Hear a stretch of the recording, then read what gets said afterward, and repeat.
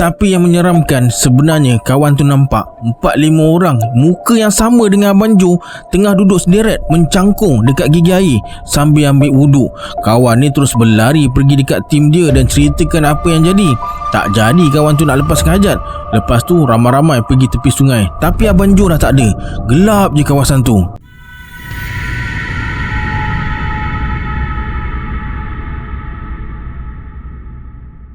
A'udzubillahi minasyaitonirrajim. Bismillahirrahmanirrahim. Assalamualaikum semua, kembali lagi bersama saya Syarul. Terima kasih sebab dah klik video ni. Semoga yang menonton video ni ditambahkan rezeki dan dipermudahkan urusan dunia dan akhirat. Hari ni saya akan kongsi kisah pengalaman ijat sepanjang dia bekerja di rel kereta api dari Serembau ke Tampin Negeri Sembilan. Nak tahu apa kisahnya? Tonton video ni sampai habis. Jangan lupa subscribe, like dan komen dalam video ni. Pada nak join grup Telegram saya letakkan link dekat bawah. Macam biasa sebelum saya mulakan, jom kita baca selawat dulu. Sallallahu Rabbuna ala nuril mubin Ahmad al-Mustafa Sayyidil Mursalin. Sallallahu Rabbuna ala nuril mubin Ahmad al-Mustafa Sayyidil Mursalin. Sallallahu Rabbuna ala nuril mubin Ahmad al-Mustafa Sayyidil Mursalin. Tanpa buang masa lagi, jom let's jump to Rabah Serah.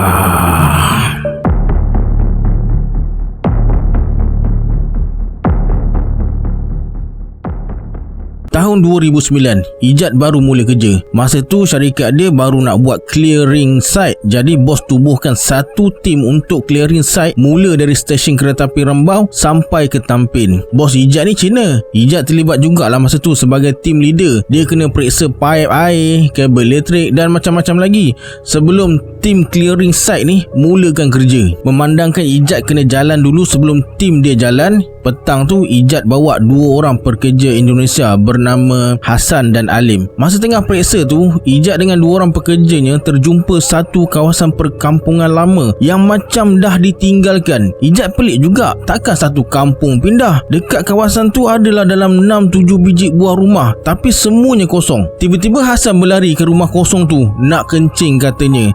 Tapi tak sampai 5 minit, dia dah berlari datang dekat Ijat. "Jom balik," kata Hasan dengan muka panik. Nak balik apanya, kerja pun tak siap lagi. Hasan cakap masa tengah kencing tu dia kena baling batu dari dalam rumah kosong tu. Bila perhati dalam rumah tu, Hasan nampak ada orang tua dalam rumah tu. Muka pucat, terjegir je matanya pandang dia. Mereka bertiga mula rasa lain macam dan teruskan langkah. Baru jalan 2-3 tapak atas batu rel tu, mereka terdengar suara orang menjerit dari rumah tu. Untuk pengetahuan, kawasan tu dekat tengah-tengah hutan. Tak ada jalan masuk melainkan rel kereta api tu je. Bila dengar suara orang menjerit, apa lagi macam pedesik lah si Ijat dengan Alim lari. Tapi bila dah jauh, Ijat nampak Hasan berdiri je dekat atas rel tu. Kenapa pula si Hasan ni? Ijat dengan Alim menjerit panggil si Hasan ni sampai nak terkeluar nak tekak. Hasan buat tak tahu je. Bila tengok keadaan cemas macam tu, Alim ambil batu dan tekumat kamit baca sesuatu dalam bahasa Jawa. Lepas tu dia tiupkan dekat batu tu, lalu dia baling dekat dalam semak dekat kawasan Hasan berdiri terkaku tu. Tiba-tiba mereka terdengar macam ada benda kejar batu tu. Kemudian Hasan tersedar dan berlari ke arah Ijat dan Alim. Ijat buat keputusan untuk balik ke rumah kongsi dulu. Sampai rumah kongsi, Hasan kata dia nampak ada orang tua bawa keris berlari datang dekat dia macam nak serang dia. Dia nak lari tapi badan tak boleh bergerak. Lepas Alim baling batu tu, baru dia boleh bergerak. Besoknya Ijat terserempak dengan orang kampung dekat kawasan tu. Pangkat atuk lah. Ijat pun cerita pasal kejadian semalam. Atuk tu kata itu belaan bomoh yang tinggal dekat situ dulu. Lepas dia meninggal, satu kampung kena kacau. Belaan dia nak cari tuan baru. Orang kampung takut nak duduk situ lagi, jadi mereka semua pindah. Patutlah seram je Ijat tengok kawasan tu. Ada makhluk lain buat perkampungan baru dekat situ rupanya.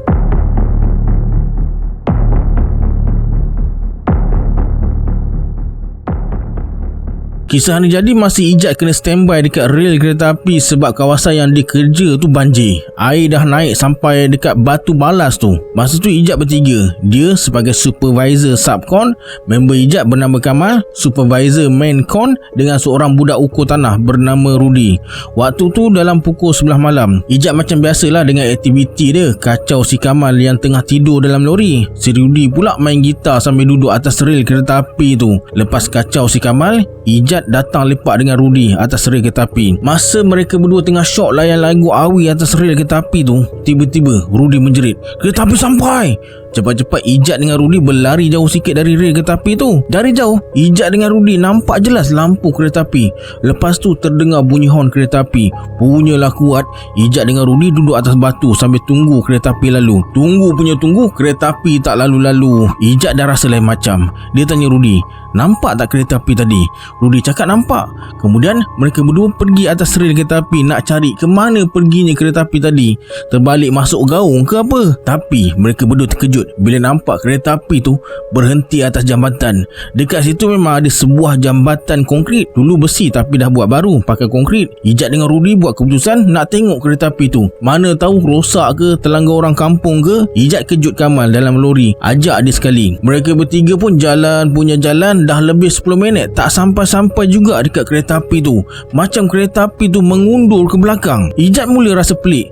Tempat rata, trek lurus, tapi kenapa kereta api tu makin lama makin jauh? Akhirnya mereka buat keputusan nak berlari pergi dekat tempat kereta api tu berhenti. Sama juga, larilah selaju mana pun, mereka tak sampai-sampai dekat kereta api tu. Bukannya jauh pun, dalam 50 ke 60 meter je dari mereka. Terasa macam mereka bertiga berlari setempat. Bila dah letih sangat berlari, mereka bertiga duduk berehat atas rel kereta api tu kejap. Bila mereka bangun, kereta api tu dah tak ada. Kawasan tu jadi gelap. Cepat-cepat mereka patah balik ke tempat tadi. Takut ada kereta api lain pula datang dari belakang. Benda tu macam nak khayalkan mereka bertiga. Leka kejar kereta api hantu. Kereta api betul sapu mereka dari belakang pula. Ijat dengan kawan-kawan dia lepak dekat lori. Tak sampai 5 minit mereka lepak dekat dalam lori, kereta api kontena daripada Singapura lalu. Nasib baik mereka bertiga sempat patah balik. Kalau tak dah jadi sayur atas trek tu. Mengucap panjang mereka masa tu. Besoknya bos offer kerja tempat semalam sebab tak ada staf nak jaga. Tapi Ijat menolak dengan baik.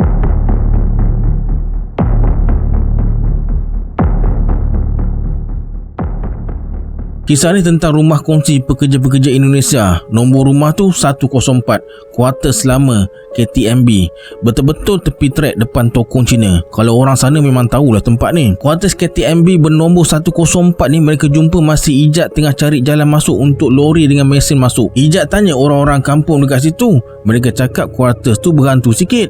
Ijat pun masuk kawasan kuartus tu dengan Hasan dan Alim. Dah tahu lokasi jalan masuk, pipe air dengan elektrik semua. Ijat bagi tahu bos. Kemudian bos suruh Hasan dan Alim duduk dalam kuartus tu buat rumah kongsi sementara. Dekat kawasan kuartus tu ada sebuah bangunan lagi besar sikit dari bangunan kuartus tu. Ijat rasa tu mungkin stok ataupun rumah bos sebab mereka bentuk bangunan tu macam bangunan zaman kolonial dulu. Kuartus tu pula macam rumah teres tapi bilik dia kecil sangat. Tandas pula jauh dekat lereng bukit. Malam pertama, Hasan dengan Alim tak tidur dalam kuartus tu. Mereka tidur dalam lori 10 tayar, lori angkat batu. Nak dijadikan cerita, malam tu si Alim sakit perut nak pergi membuang. Dah tak tahan sangat, dia pergi dekat bangunan yang macam store tu lah. Dah selesai semua, Alim berjalan nak ke lori semula.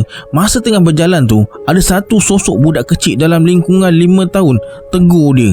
Alim pelik lah, apa budak kecil ni buat malam-malam buta dekat sini? Gelap pula tu. Budak tu cakap dalam bahasa yang Alim tak faham langsung, bukan bahasa Melayu. Tiba-tiba Alim tak boleh bergerak, langkah terpaku. Lepas tu terkumat kamit Alim baca doa. Tapi lain pula jadinya.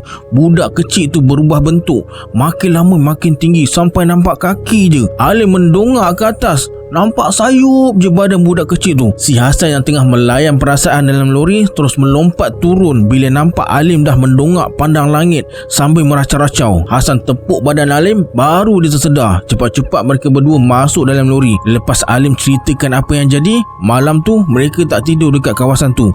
Mereka tidur dekat bus stop depan sekolah rendah. Tapi gangguan tu tak habis dekat situ je. Petang esoknya, kontena yang menempatkan pekerja Indonesia ni dah sampai daripada Kuantan. Jadi malam ni mereka tak tidur dalam lori lah. Okey sikit lah dari semalam. Tapi tak ada elektrik dengan air lagi. Mereka terpaksa guna cara haram untuk dapatkan bekalan tu. Kali ni datang seorang lagi pekerja Indonesia, nama dia Abu, dari Kuantan juga. Datang dengan kontena tu. Bos tambah pekerja Indonesia sebab kerja makin banyak. Si Abu ni langsi sikit. Nak kencing main dan je dekat mana dia nak kencing. Orang baru kan. Jadi Hasan dengan Alim nak kenakan dia.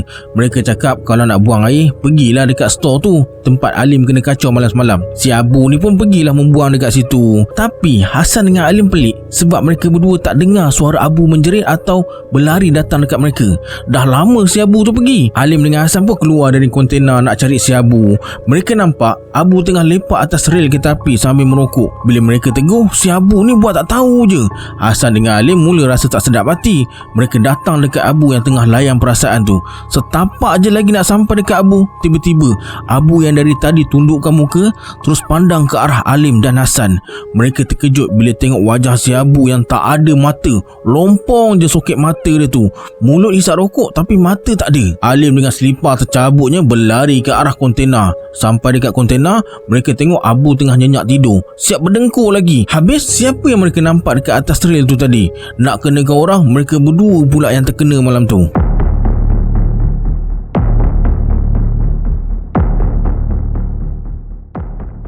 Kisah ni jadi masa Ijat kerja waktu bulan puasa. Selalunya waktu bulan puasa dia duduk office je, malas nak keluar pergi site. Tapi disebabkan bos dia dah bising, Ijat selalu lepak office main internet je.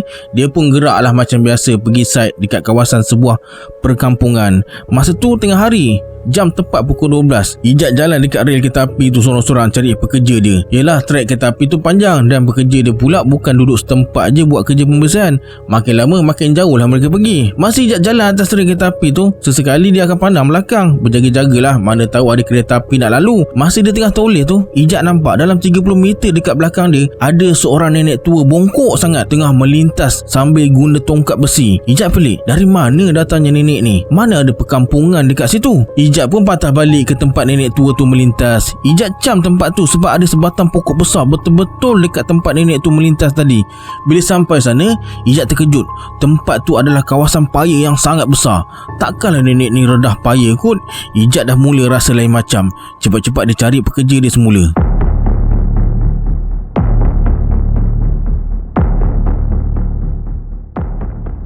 Kisah ni tentang perigi lama yang mereka jumpa dekat perkampungan yang dah ditinggalkan tu. Tapi perigi ni pelik sikit sebab bentuknya 4 segi, besar dan dalam pula tu. Nak dijadikan cerita, mereka terpaksa kambus perigi ni guna mesin excavator sebab mengganggu kerja-kerja mereka lah. Yelah, takut ada yang jatuh dalam perigi tu masa buat kerja. Jadi sebelum benda tu jadi, mereka pun kambus perigi tu. Selesai kambus, mereka pun gerak balik. Mesin mereka tinggalkan dekat sana sebab ada pekerja Indonesia jaga. Alim dengan Abu. Hasan tak ikut, dia kena jaga rumah kongsi. Mereka berdua tidur dalam lori yang mereka selalu pakai tu. Malam tu, masa Alim dengan Abu tidur, mereka kena alih tempat tidur. Tak tahu macam manalah benda tu angkat mereka keluar dari lori. Si Alim tidur dekat tepi rel kereta api atas batu balas tu. Nasib baik tak tidur atas rel kereta api. Si Abu pula dekat kebun getah. Pagi tu Alim cerita dekat Ijat, sebelum mereka tidur, ada seorang pakcik ni datang dekat dia. Pakcik tu pakai baju putih, tak pakai selipar, kaki ayam je. Pakcik tu tanya Alim, sekarang ni macam mana dia nak minum, nak mandi? Perigi dia mereka dah timbus. Lepas tu pakcik tu marah-marah dekat Alim dan Abu. Mereka berdua terpinga-pinga sebab masa mereka timbus perigi tu, Alim dengan Abu tak ada. Mereka dekat tempat lain. Yang ada dekat situ Ijat dengan driver mesin excavator tu je. Nasib baik Alim tersedar awal lepas kena pindahkan tu. Si Abu pula besoknya baru jumpa sebab kebun getah tu bersemak sikit. Cari punya cari, rupa-rupanya dia tidur sebelah busut. Ijat rasa bersalah jugalah sebab petang tu dia tak bagi tahu Alim dengan Abu dekat situ ada perigi buta. Besoknya supervisor Mancon datang sebab bos tahu dia pandai sikit bab-bab mistik macam ni. Supervisor ni Cina juga, namanya Alec. Alec jejak je kaki dekat situ, dia suruh semua senyap, tak bagi sesiapa pun cakap. Tak tahu apa yang si Alec ni buat. Lepas tu dia cakap banyak benda dekat sini, semua Melayu punya. Lepas tu Alec cakap kalau nak timbus apa-apa panggil dia dulu. Tiba-tiba Alec tinggalkan tempat tu dan cakap kejap lagi dia datang balik. Tak lama kemudian Alec datang sambil bawa barang-barang sembayang dia tu. Ijat malas nak masuk campur sebab dia nak sembayang kan. Tak lama lepas tu Alec macam meracau-racau, cakap sorang-sorang. Kemudian dia genggam tanah dan terus baring atas tanah tu. Tak lama lepas tu Alex tersedar. Dia cakap Cina dengan bos. Kemudian bos pandang semacam je dekat Ijat, macam tengah tahan marah pun ada. Cepat-cepat Ijat beredar dari situ. Tapi silap Ijat juga sebab tak bagi tahu bos dia nak kambus perigi tu. Yang jadi mangsa Alim dengan si Abu ni.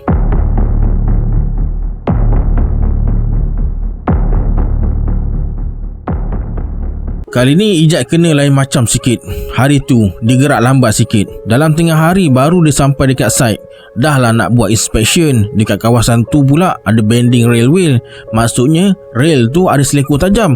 Kalau kereta api datang dari arah Singapura dan utara, memang tak perasan laluan tu sebab kawasan tu semak sikit. Lepas siap Ijat buat inspection dekat situ, dia nampak 3 orang budak ukur berdekatan kawasan tu. Ijat pun singgah lah dekat tempat mereka, borak-borak kejap. Yang peliknya si Rudy, salah seorang budak ukur tu, senyap je, tak bersuara langsung. Kalau tak sebelum ni, dia lah yang paling banyak cakap. Ijat pun malas lah nak tegur dia, takut dia ada masalah dengan rawek ke apa ke kan. Masa tengah borak-borak tu, mereka ajak Ijat pergi seberang trek, kawasan bending tu lah, sebab nak ukur tanah dekat situ. Ijat pun ikutlah mereka naik jeep trooper tu. Masa mereka tengah ukur tanah tu, Ijat tengok makin lama mereka ukur tu makin rapat pula dengan batu balas tu. Ijat pun pelik lah kenapa center line sampai ke arah situ. Selalunya center line ni duduk dekat tengah-tengah kawasan. Tiba-tiba Ijat terdengar bunyi besi berkeriuk, macam kereta api nak sampai, tapi tak pasti dari arah mana. Sampai nak tercabut anak tekak, Ijat panggil budak-budak ukur tu. Mereka buat tak tahu je. Dah lah buat kerja dekat tengah rel kereta api. Lepas tu Ijat baling batu, tapi tak kena. Ijat pun gerak jauh sikit dari tempat tu. Tak lama lepas tu kereta api dari arah Singapura sampai. Ijat tak tahu nak cakap apa dah. Tak sanggup dia nak tengok mereka kena rempuh kereta api. Ijat terus pejam mata. Lepas kereta api tu lalu, Ijat buka je mata. Dia tengok 3 orang budak ukur tanah tadi dah tak ada, dengan jeep trooper sekali gaib. Ijat pelik, mana mereka pergi? Takkan dia bersembang sorang-sorang tadi? Ijat jadi keliru. Dia bertenang kejap. Lepas tu dia terus balik pejabat. Sampai dekat pejabat, Ijat tengok elok je 3 orang budak ukur tanah tu ada dekat situ. 2 orang tengah potong kayu pack, kayu untuk tanda kawasan ukur tu lah. Seorang lagi tengah main internet. Bila Ijat tanya mereka, mati-mati mereka cakap mereka baru sampai pejabat dari rumah. Persoalannya sekarang, dengan siapa Ijat bersembang dekat site tengah hari tadi? Takkan hantu menyamar siap bawa jeep trooper pula? Sebenarnya bukan sekali Ijat kena macam tu. Dah 2-3 kali juga dia kena sebelum ni. Masa balik kampung, Ijat cerita kejadian tu dekat ayah dia. Ayah pesan, kalau nak masuk hutan ke tempat baru ke, jangan tegur benda pelik-pelik, terutama sekali waktu tengah hari dengan senja.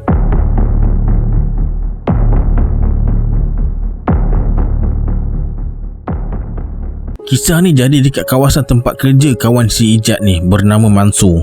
Dia kerja dekat area Seremban Rembau dekat kawasan Sungai Gandut. Dekat site Mansur ni ada lombong tinggal tapi tak adalah besar sangat. Ada satu hari tu, ada 3 orang budak ukur tanah syarikat Mansur ni lah datang buat kerja dekat kawasan tu. Katanya nak tanda ketinggian tanah yang nak ditambak. Jadi mereka pun mulakan kerja. Masa tengah buat kerja mengukur tu, salah seorang budak ukur tanah ni bernama Daud. Dia boleh pula berborak sorang-sorang menghadap lombong. 2 orang kawan dia perhati je si Daud ni dari jauh. Ingatkan si Daud ni bengang sebab mereka suruh dia buat macam-macam. Mereka pun buat tak tahu je lah. Tapi tak lama lepas tu, si Daud ni mula berjalan masuk dalam lombong sambil bercakap, Tunggu, kejap lagi aku sampai. Dah separuh badan dia masuk dalam lombong tu, baru 2 orang kawan dia perasan. Cepat-cepat mereka berdua tarik Daud bawa ke darat semula. Naik je ke darat, Daud terus kena histeria. Terjerit-jerit, kecoh jugalah masa tu. Lepas bawa Daud balik rumah, ada yang cakap si Daud ni nak bunuh diri. Tapi sebenarnya dia dipanggil penunggu lombong tu. Tak lama lepas tu, Mansur cerita ada orang India sembelih kambing hitam dekat kawasan tu untuk buat persembahan pada penunggu lombong, bagi penunggu tu makan. Jangan kacau mereka buat kerja. Tapi si Daud tu sakit sampai sekarang. Dulu adalah elok kejap, boleh pergi kerja dekat site tu, tapi lepas tu kena balik.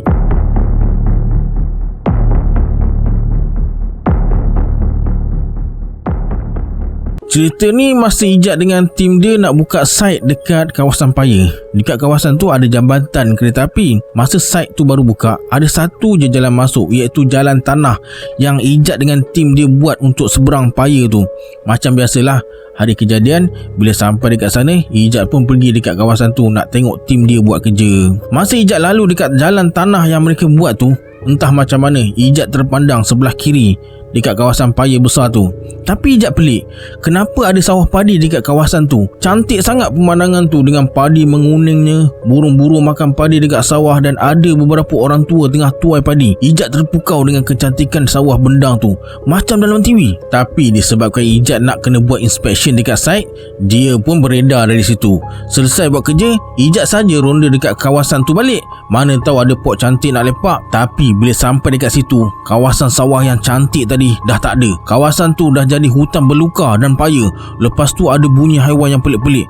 Cepat-cepat Ijat beredar dari situ, cari pot lepak dekat tempat lain. Ijat malas nak fikir apa yang dia nampak tadi. Nasib baik dia tak pergi tolong pakcik tu tuai padi. Kalau tak, mesti dia dah hilang.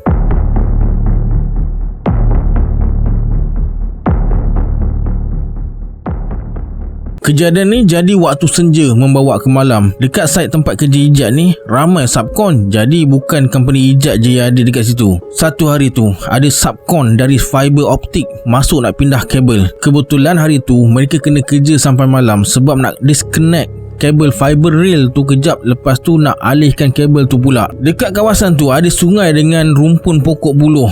Masa tu waktu senja, ada seorang pekerja fiber ni lah pergi sungai nak lepaskan hajat.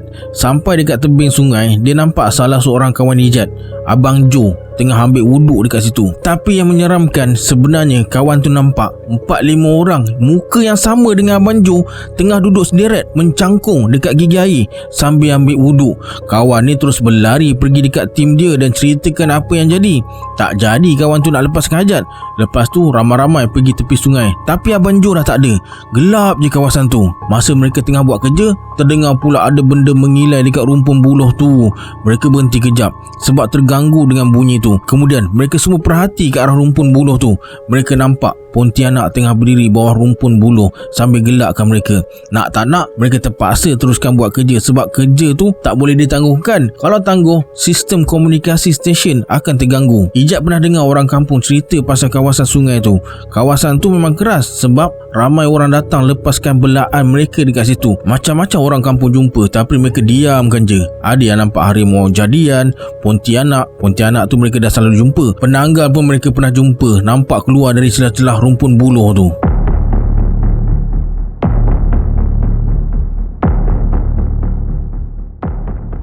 Kisah ni jadi seminggu lepas Ijat masuk kerja.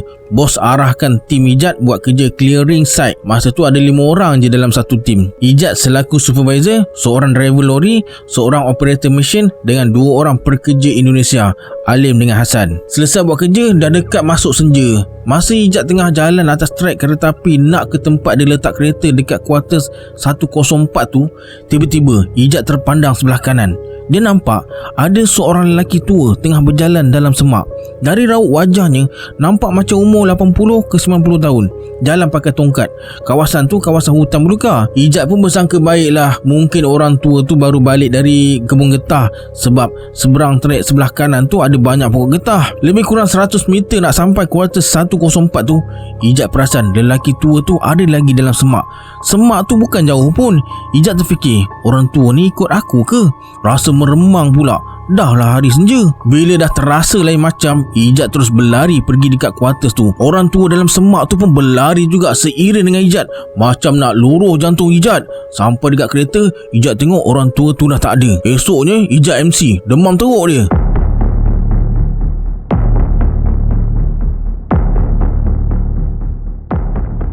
Kisah ni jadi dekat site baru buka dekat kawasan paya. Ijat diarahkan untuk jaga kawasan baru buka ni. Kawasan tu ada paya besar. Seberang paya tu ada reban ayam. Masa kerja menambak tanah nak mula, Ijat pun pergilah periksa kawasan tu dulu. Okey, kawasan tu elok. Senanglah lori dengan muatan tanah dan mesin masuk kawasan tu. Masa Ijat pandang kawasan paya tu, dia nampak banyak ikan laga, tapi jenis siam punya. Cantik sangat. Ijat terfikir nak tangkap seekor 2 nak bawa balik, tapi tiba-tiba dia rasa tak sedap hati. Kenapa pelik sangat ikan ni boleh ada banyak-banyak dekat dalam paya tu? Dia tak jadi nak ambil sebab sebelum ni dia nampak kawasan tu penuh dengan ikan haruan. Hari ni kenapa banyak pula ikan laga? Takkan ikan laga makan ikan haruan? Tu perkara pelik yang Ijat kena petang tu. Malamnya pula Alim dengan Hasan yang tidur dalam lori kena kacau. Alim cakap mereka berdua kena kacau dalam pukul 12.30 malam macam tu. Ada 2 orang perempuan pakai baju putih main ketuk-ketuk pintu lori sampai bergegar kepala lori benda tu ketuk. Bila intai ikut tingkap, mereka nampak ada seorang perempuan muda dan seorang lagi dah tua. 2 orang perempuan tu macam cakap sesuatu, tapi mereka berdua tak dengar sebab tingkap semua dah tutup. Mereka buat tak tahu je. Tak lama lepas tu 2 orang perempuan tu dah hilang.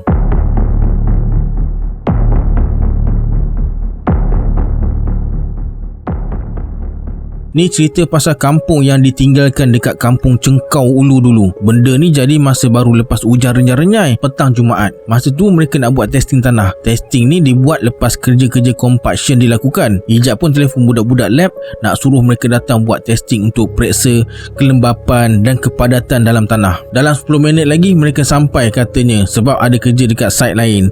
Tak lama kemudian budak lab sampai, tapi konsultan pula lambat sampai. Ijat berempat masa tu. Ijat, driver lori dengan 2 orang operator mesin. Masing-masing boring tak tahu nak buat apa. Jadi sambil tunggu konsultan datang, Ijat ceritalah yang dia pernah kena tempik dengan hantu dalam rumah tinggal tu. Ijat tengok ada seorang budak lab ni macam nak tahu sangat pasal rumah tinggal tu. Jadi Ijat suruh dia masuk rumah tu. Dia masuk sampai dekat jalan tar depan rumah tu je. Lepas tu dia snap 2-3 keping gambar. Tapi ada sekeping gambar yang membuatkan dia teruja. Ijat tengok gambar tu. Dalam gambar tu nampak macam lembaga melintas dalam semak dekat kawasan rumah tu. Bentuk lembaga tu macam manusia tapi hitam dan tinggi. Tiba-tiba konsultan datang. Mereka semua terus diam dan terus buat kerja sampai selesai. Lepas selesai buat kerja, baru mereka buka cerita. Tu pun dekat kedai kopi. Dengan selamba konsultan cakap ada orang kacau tempat dia. Memanglah dia keluar.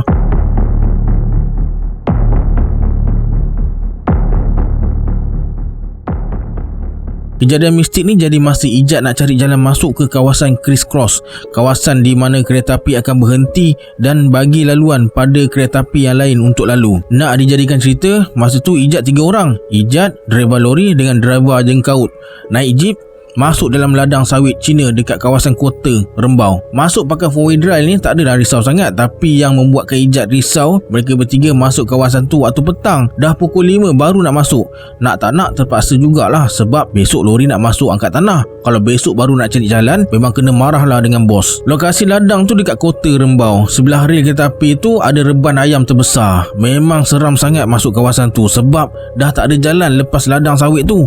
Dah sampai penghujung hutan dah. Disebabkan dah tak ada jalan, jadi mereka terpaksa buat jalan masuk sendiri. Masa tengah asyik cari jalan masuk, Ijat terperasan mereka dah 3-4 kali pusing-pusing dekat kawasan pokok besar tu. Tapi Ijat senyap je sebab malas nak bagi tahu driver lori yang bawa 4-wheel drive ni.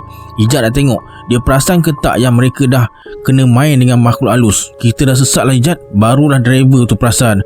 Mereka pun berhenti kejap. Ijat turun lepak dekat luar, tenangkan fikiran. Masa tu dah masuk senja. Tiba-tiba Ijat terpandang dekat pokok besar yang jaraknya lebih kurang 10 meter dari dia tu. Ada kelibat macam seorang lelaki, tapi pergerakannya sangat laju melintas depan pokok besar tu.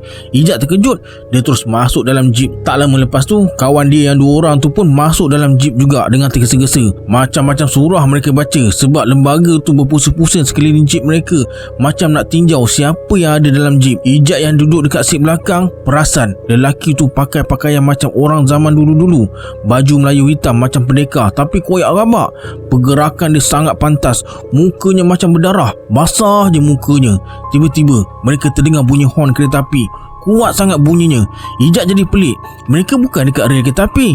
Bila nampak kereta api dari Tampin tu datang, baru mereka tersedar. Rupa-rupanya jeep mereka berada 3 meter je dari rel kereta api. Kereta api tu ingat mereka nak melintas rel tu sebab muncung jeep dah menghadap rel. Macam manalah mereka boleh sampai dekat situ, Ijat pun tak tahu. Nasib baik sempat undur ke belakang. Kalau tak dah masuk paper dah mereka. Lepas undur balik tu, mereka terus jumpa jalan balik sebab mereka ikut bekas tayar jeep.